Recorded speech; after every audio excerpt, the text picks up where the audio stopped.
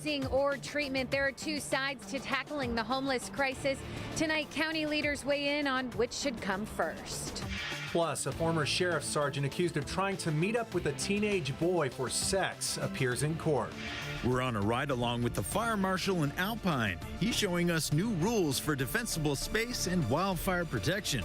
It's time for the Rock and Roll Marathon, what you need to know before the race. Finally getting some sunshine here in La Jolla. Absolutely, and a perfect day to come out to the first Friday Art Walk in La Jolla. We're live. Willie Brown moved to San Diego 50 years ago and wants to thank the city that grew up around him and loved him back. CBS 8 News live at 6 starts right now.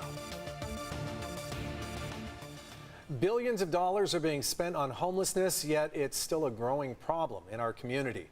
Good evening and thank you for joining us. I'm Carlo Cicchetto. And I'm Anna Laurel in for Marcella Lee. There are two schools of thought right now, treatment first versus what's happening now, which is housing first. Today, local leaders emphasize the importance of housing, but want to focus on drugs and alcohol. CBS 8's Jenny Day is live tonight from the East Village with more on this debate. Jenny. Yeah, now this is just one of many San Diego neighborhoods that's lined with homeless encampments. You can see after this truck moves, but it is a problem in many areas. So if they had a place to live, would we be able to fix the problem, or do we need to address the underlying issues first? Housing First is a tool. It's not the only tool. Supervisor Jim Desmond leading the opposition to the Housing First model. People that are still on the streets today, we got to get them into treatment programs, even if it's involuntary. Housing First is the current approach at the local, state, and federal level. It's the idea that basic necessities like shelter come first. Then you can address any other issues like substance abuse. But this group, including El Cajon Mayor Bill Wells, says treatment is critical. The Housing First model tells us that people are homeless because they're down in their luck and all they need is a leg up. They need a house to stay in and they're going to be fine. But that's not the case. Any of you who have dealt with addiction in your lives, in your family's lives, and I know that every single one of you has been touched by addiction by somebody, knows that you can't just give them some money or give them an apartment or give them a college degree and they're going to be fine. No, they've got to deal with the demon of drug and alcohol abuse in their lives. So I took the question to the director of homelessness research and Action Collaborative at Portland State University, who spent 2 years studying the Housing First model. She says it works. We see across a very steady amount of studies and literature that taking a Housing First model will increase the days that people will stay in housing, oftentimes for years. Those opposed also argue that it's an expensive solution. The San Diego Housing Commission just purchased 3 hotels for $157 million that will be used to house the homeless. We've spent $10 billion in the past few years on the Housing First model.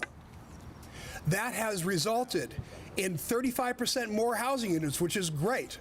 But it's also resulted in 48% more people on the streets. This as millions of dollars in funding was cut to programs like Solutions for Change in Vista, all because they require things like sobriety.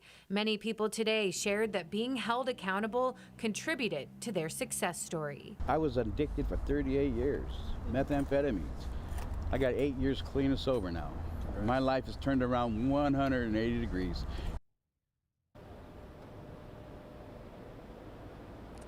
Yeah, and ultimately they are both fighting for the same thing, really, to get people the help that they need and get people off the street. No doubt more work to be done, though. We're live tonight downtown. Jenny Day, CBS 8. Jenny, what does the San Diego Housing Commission say about the success of Housing First here?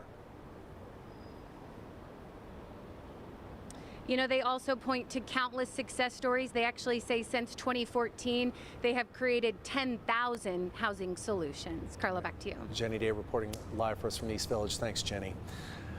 Today, there was a hearing regarding the children of Maya Miliete. It only lasted 15 minutes. It was over summer visitation rights, with Maya's sister asking the judge to give her more time to spend with the kids during summer. The judge did grant that request. Larry Miliete is charged with his wife Maya's murder. His trial is set for October. A former sergeant with the San Diego Sheriff's Department caught up in a predator sting pleads not guilty in court today. Luis Rios is charged with 2 felonies and 1 misdemeanor after a sting operation by an online vigilante group. The group's adult founder posed online as a 15-year-old boy and allegedly lured Rios to a parking lot in Mission Valley to meet for sex. The confrontation was streamed live on YouTube. The investigation took more than a year. Now prosecutors are charging the former sheriff's sergeant. I can tell you, just like any other case that we review and decide whether or not to charge, it's the same whether or not it's a vigilante or a law enforcement officer. We go based on what the evidence shows. Rios worked as a sheriff's corrections sergeant, but he is no longer with the department. He faces up to 4 years in prison if convicted. A construction worker is in the hospital tonight after he fell into a trench, and it took hours to rescue him. A construction crew was repairing a sewer line in National City last night when they say the ground around the trench gave out. A worker fell about 6 to 8 feet. His coworkers tried to dig him out until first responders got there, and then it took them about 6 hours to finally pull him out. Rescuers took him to the hospital, and he is expected to be okay. A fun family event kicked off in La Jolla tonight. Yeah, it's the first Friday Art Walk, and tonight they're celebrating Pride Month. That's where we find our own Jesse Pagan right now. Hi, Jesse. Hey, Anna. Hey, Carla. Yes, happy Friday. The sun was out this afternoon, which means it's a lovely day in San Diego, what we've been pining for what feels like an eternity at this point, right? But it is La Jolla Art Walk. It is every first Friday of every month from now until a long time. And today is this one. This month's June is today, June 2nd. And this month's theme is Pride, because it's June, it's Pride Month. But right now we want to focus a little bit right here on this specific gallery. This is Krista Schumacher's gallery. She's the artist and the owner. I'm surrounded by all her pieces right here. And Krista is standing right here next to me. Hello, Krista. How you doing? I'm doing great. How are you? Good, good. Tell me a little bit about your art. We're right in the middle of your gallery. We're looking at a bunch of your art pieces. They have some texture to them, so it's not just some paint or a picture. Tell me about them. So all of my artwork is done with palette knives. So unlike a lot of artists who use paintbrushes, I only use knives to create my art and oil paint, and I sculpt the oil paint on top of the canvas. And why did you decide to go that way, or what inspired you to use that method? So my mom is also an artist, and she was the one who inspired me to try art and to get into palette knife painting. And to this day, we both work a lot together. She's based in Florida, and I'm based here in La Jolla. Very cool. So Krista, you've kind of got a whole setup behind you. You've got a knife in your hand, and then we've got some paint right over there, and a painting that you've been working on for a little bit. So as you kind of get going, mix your paint and whatnot, tell me a little bit about this piece here, what it is, and what's kind of the inspiration behind it all. So a lot of my work is inspired by the ocean. I love to swim, and I love swimming from La Jolla shores to La Jolla Cove. So this painting is inspired by my ocean swims. And as you can see over here, I have my oil paints out, and I'm going to mix some browns here. This is going to be the base for the cliffs. So as you can see, I use a lot of oil paint, so my paintings take months to dry.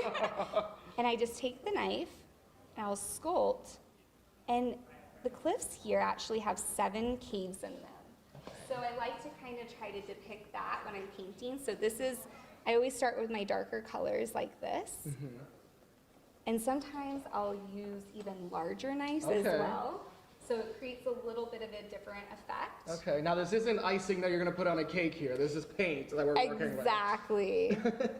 It kind of looks like icing though, right? Yeah. So tell me, you mentioned it takes a long time for your paintings to dry. How long are we talking about here? We're talking months. So in my studio, I have a home studio where I have drying racks. So after I'm done with the painting, they go on the rack and they essentially cure for a few months before I can bring them out to the gallery. Okay.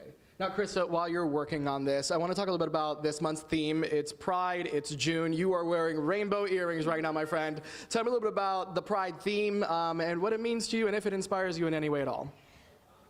Yes, so for Pride Month, love is love. Like, we need to be loving and accepting of all humans. And so this month's theme is really special to me, and hence the Pride flag earrings here. And of course, the decades-long connection between artists and creators and the LGBTQ community. That's been evident and recorded for decades and decades and decades. Tell me a little bit about being an artist here in San Diego, what the vibe is, the scene is, how you've been welcomed by it. Wow, I mean, ever since I've moved here, the community has just been so welcoming, so supportive. I couldn't do this without the community that I'm a part of. So it's very special to be an artist, especially here in La Jolla with these monthly First Friday art walks. It just, it shows you how much the community supports their local artists. Very cool, and not just part of the San Diego community, but the Florida Gators community. We're fellow Florida Gators, so that's a really cool connection there. This is Krista Schumacher's gallery right in the middle of La Jolla Village. A lot of other galleries throughout the village that are open today until 7, so you've got a few more minutes if you want to rush out here and catch the last minutes of sunshine and also of the galleries open. But of course, if you can't come out tonight, they do this every month, the first Friday of the month right here in the middle of La Jolla. It's the art walk, get you some drinks, get you some sunshine, get you some snacks on a Friday night. It's a fun time out here. So Carlo, Anna? Jesse, what I'm hearing is that you're going to join Krista for a swim from the shores to the cove to find your inspiration to paint. You know good and well that I am not getting in these waters. I love San Diego, I love our beaches, I love La Jolla, but it is too cold. I need Gulf water, bath water. I'm a Florida kid at heart. Cheer her on from the shore, Jesse. It only makes sense, really. Absolutely. All right. Absolutely. First Friday Art Walk in La Jolla. Check it out. Thanks, Jesse. Still ahead, President Biden is getting ready to sign a debt ceiling deal before the deadline. What it means for you.